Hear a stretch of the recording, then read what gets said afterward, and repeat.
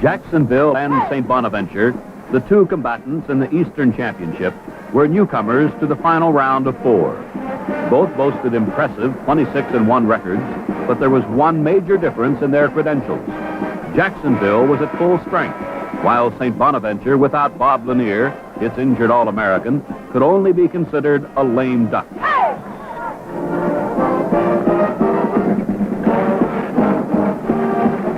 At the outset, the Bonnies' Matt Gant, number 35, took the play away from the taller Dolphins.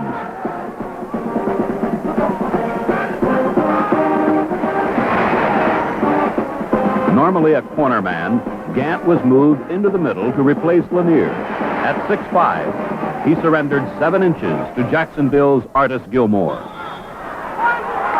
right, now let's get on the board. Let's get on the... Nevertheless, Gant dominated play at both ends of the court. Scoring 10 points in 6 minutes, Gant inspired visions of an upset. All right, look, we want to get you the ball, but you play away from Rex for a little bit. All right? And then that'll mean that Pembroke, we're going to let you flash up in the high post. You're playing on Rex's side. Okay. All right? Now, Chipper, then you'll be looking to get the ball to Art some in there. Look inside to Art or Pim to feed the ball, penetrate with the ball, or get it back out to Whittaker. See, there's no pressure at all. But on defense, let's play some defense, and we're not getting any boards. Okay. All right? Let's forward a little far. It was the guards who kept the Dolphins in the game. Rex Morgan and 5'10" playmaker Vaughn Wedeking carried the team.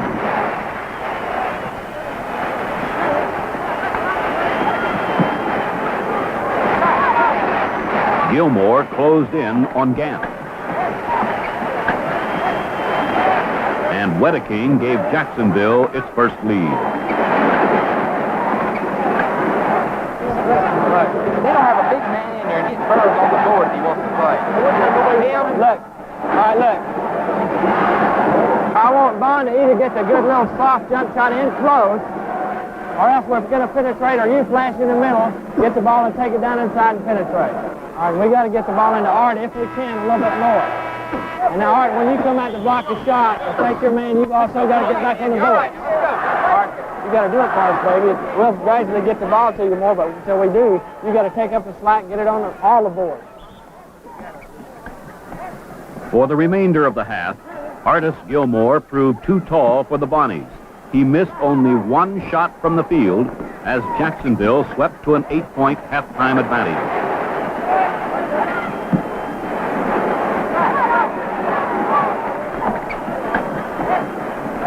I find it a shame that my son, Bob Lanier, is not here tonight because I know it will be an altogether different game. And he had said because of this being his last year, he would like for his team to be #1 in the country.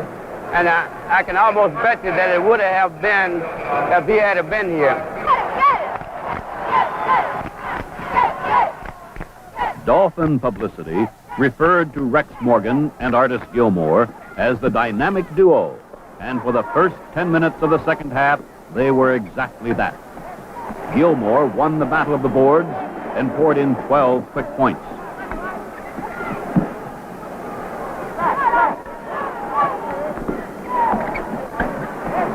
The Bonnies, out of desperation, were picking up fouls at an alarming rate.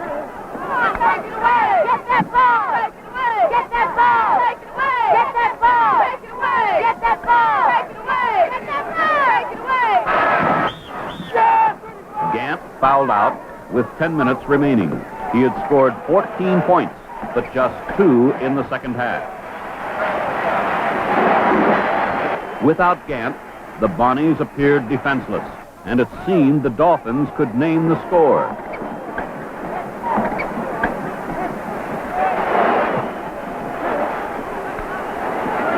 Come on, Billy! But suddenly, St. Bonaventure thrust itself back into contention. Co-captain Bill Cowbaugh, who didn't score a field goal in the first half, hit 4 in 2 minutes, and the momentum swung back to the Bonnies.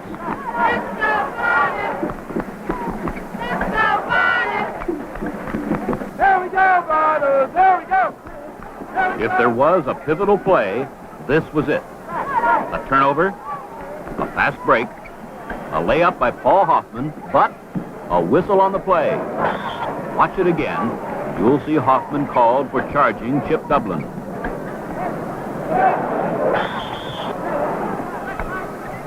The basket counted.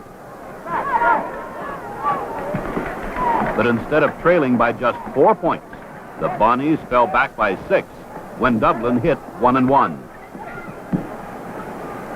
Their charge had been blunted.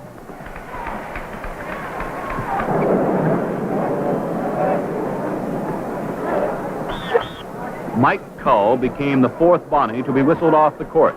In the final analysis, this was the story of the game. The Dolphins, outshot from the floor, made 37 free throws to just 15 for St. Bonaventure.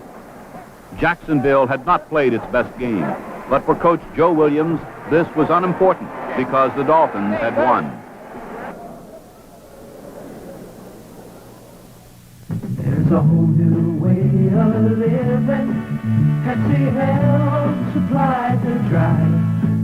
It's got a lot to give to those who like to live, 'cause Pepsi helps them come alive. It's the Pepsi generation, coming at you, going strong. Put yourself behind a Pepsi. If you're living, you belong. You've got a lot to live, and Pepsi's got a lot to give. You've got a lot to live, and Pepsi's got a lot to give.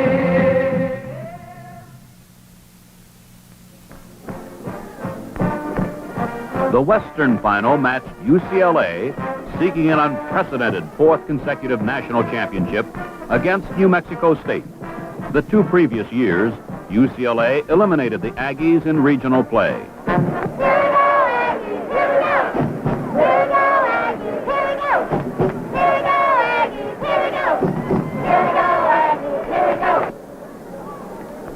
The Aggies' big man, Sam Lacey, number 44, used his 6'10", 235-pound frame to muscle his way to a pair of early baskets.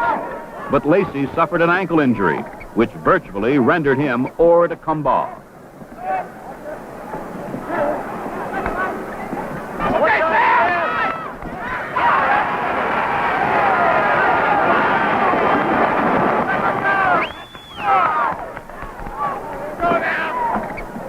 UCLA, a disciplined, balanced team, worked for good shots. Steve Patterson and Sidney Wicks drove for sure baskets. The 6'8" Wicks owned the backboards.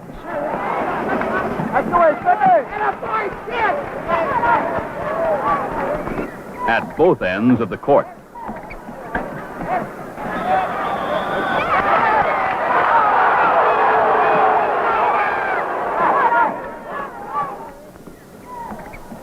Wicks again. Curtis Rowe exemplified the emphasis placed on defense by Coach John Wooden. Sidney Wicks transformed it into 2 points. The Aggies were cold from the floor, shooting 37%. In contrast, UCLA was hitting an amazing 58%.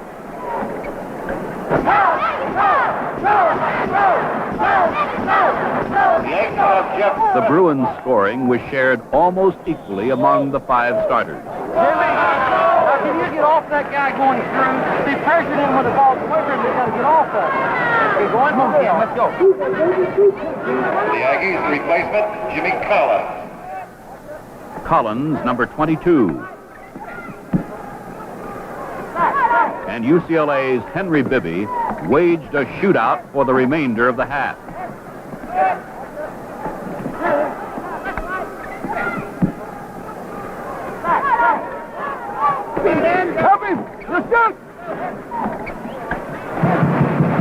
Jimmy Collins. State closed the gap to 7 points in a half in which not one Aggie was credited with an assist.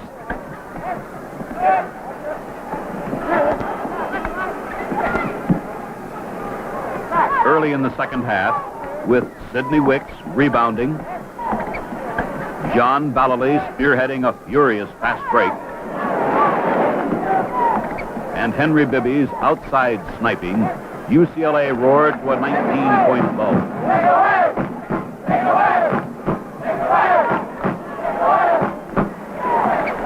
Lacey was limited to 8 points, far below his season average.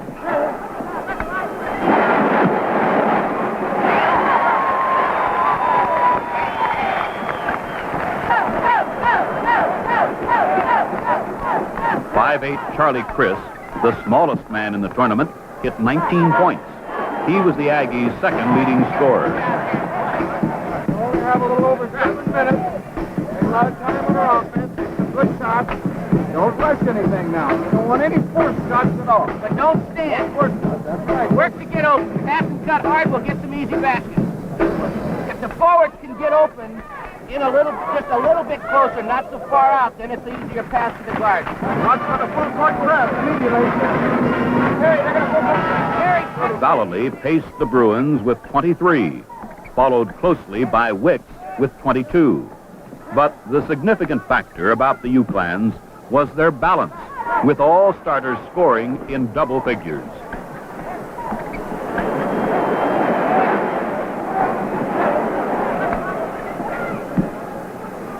In Jimmy Collins, the Aggies had the best one-on-one shooter in the tournament.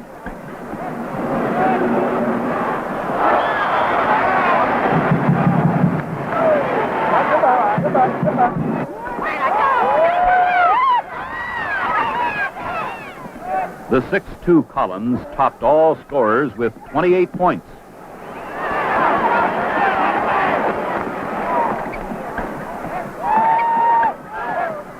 He won a spot on the all-tournament team.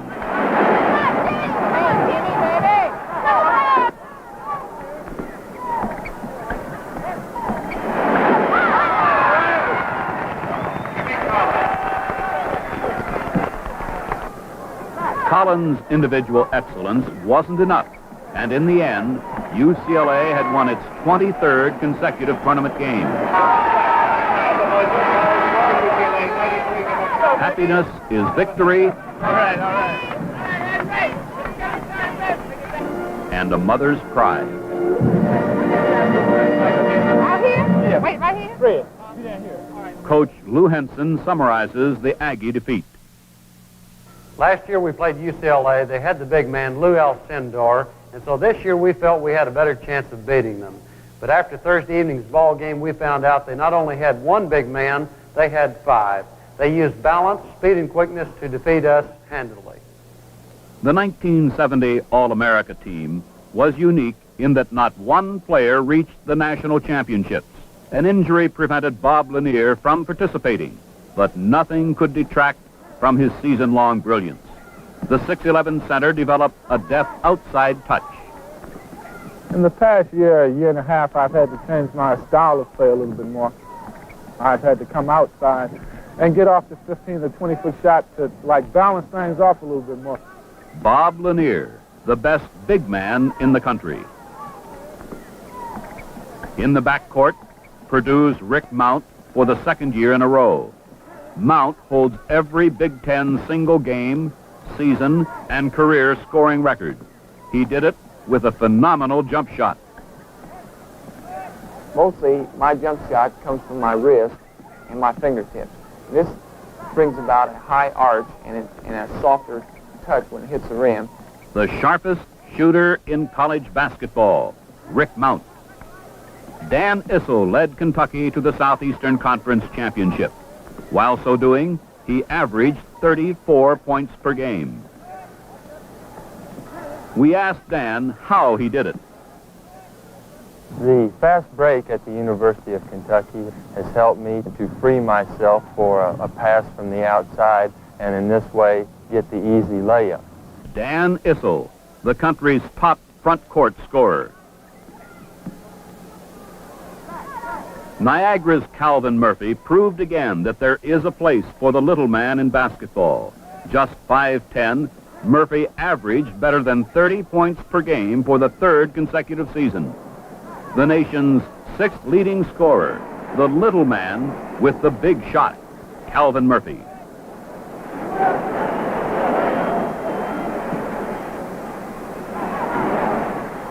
Pete Maravich from Louisiana State is the player of the year. 1970 saw Maravich become college basketball's all-time scoring leader. To do this, he had to beat every defense. There have been many defenses that have been thrown up against me. This has caused me to have some kind of movement changes to try to free myself so I can do some scoring. The prototype of the new breed of All-American, Pete Maravich.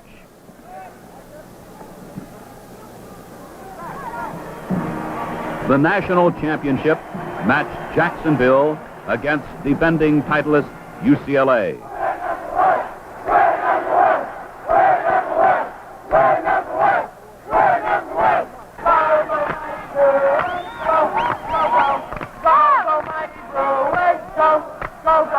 Last year, nobody knew we had a school that was a basketball team, but this year we're in the NCAA, and we're here to go all the way for the Dolphins.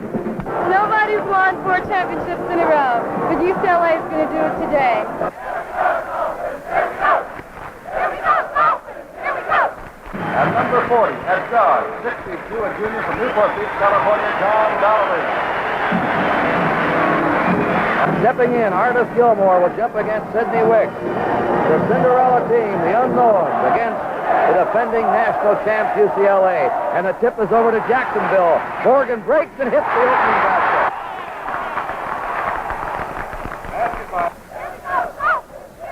For 3 seasons, UCLA had ridden the tree-tall frame of Lou Alcindor to the national crown. Now, the situation was different. It was Jacksonville's 7'2" giant, Artis Gilmore, number 53, who was controlling the tempo of the game, rebounding and scoring at a racehorse pace.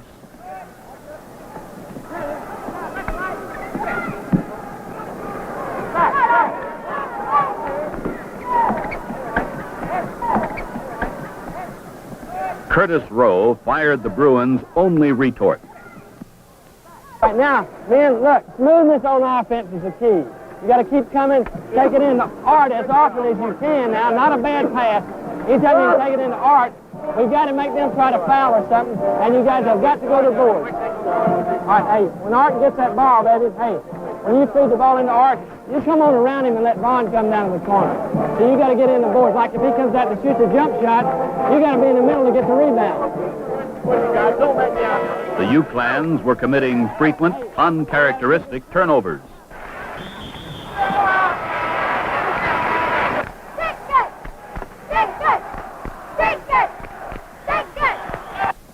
Pembroke Burrows, the Dolphins' other 7-footer, was connecting from the outside.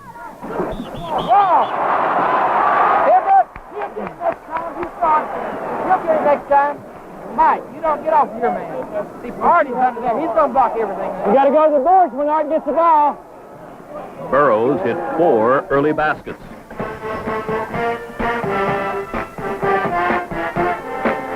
At this point, 2 things happened. First, UCLA, a strong outside shooting team, began to find the range. Second, the overzealous Dolphins were collecting numerous unnecessary personal fouls.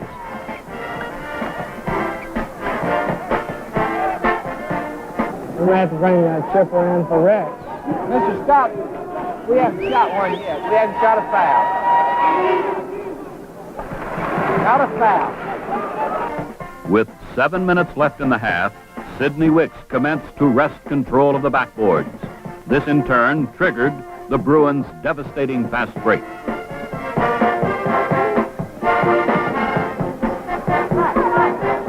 Wicks repeatedly blocked Gilmore's shots, and the Catfoot U-Clans, a precision team, were alert to every opportunity.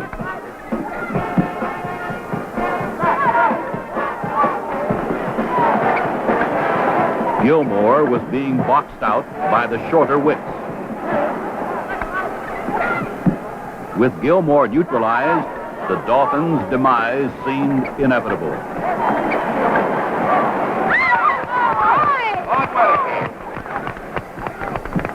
Yeah, you get out of Valley and look.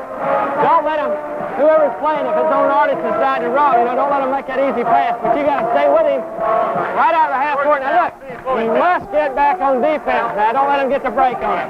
Don't let him get the break, Vaughn, all the way back in the hole. We're going to get him. All right, just keep on, man. Keep on. All right, now let's go, babe. Let's go. Let's play some basketball now. All right, let's go. When you go in, you got to pick us up. Jacksonville coach Joe Williams proved a prophet of doom. The thing he feared most, the UCLA fast break, was death to the Dolphins.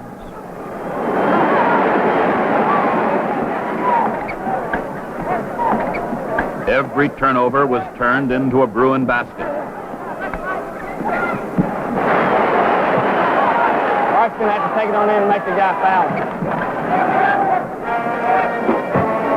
Jacksonville lost not only its poise, but also its scoring touch. The Dolphins failed to make a field goal in the final 3 minutes of the half.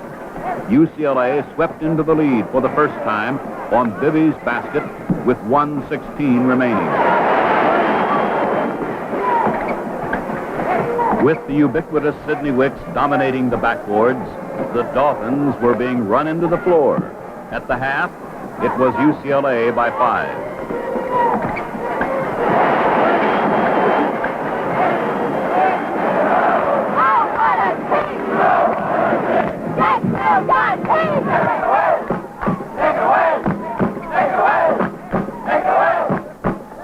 In the second half, the leech-like Wicks was still batting the ball back at Gilmore.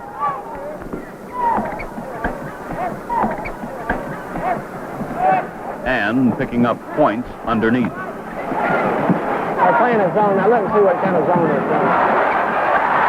playing. Gilmore and Burroughs, who combined for 22 points in the first half, were held to 7 in the second. Steve Patterson was giving Wicks a strong hand on the boards, while also contributing 17 points.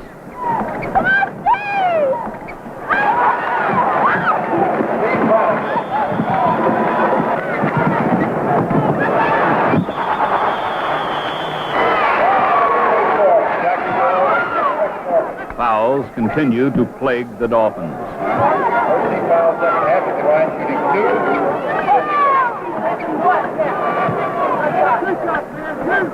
Ultimately, this proved their undoing, as UCLA outscored them 24-7 from the line.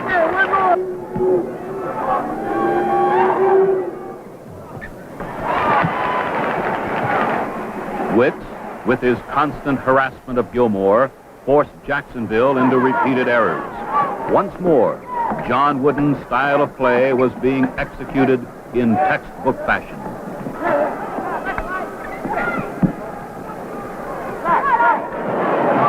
The inability to get the ball into Gilmore was killing the Dolphins, as was the outside shooting of the tournament's outstanding player, Sidney Wicks.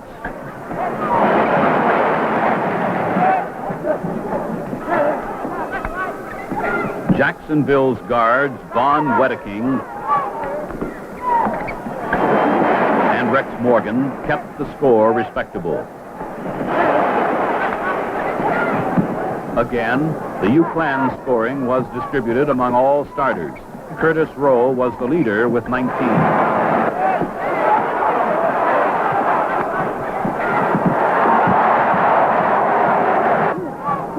Gilmore suffered the ultimate indignity when he fouled out.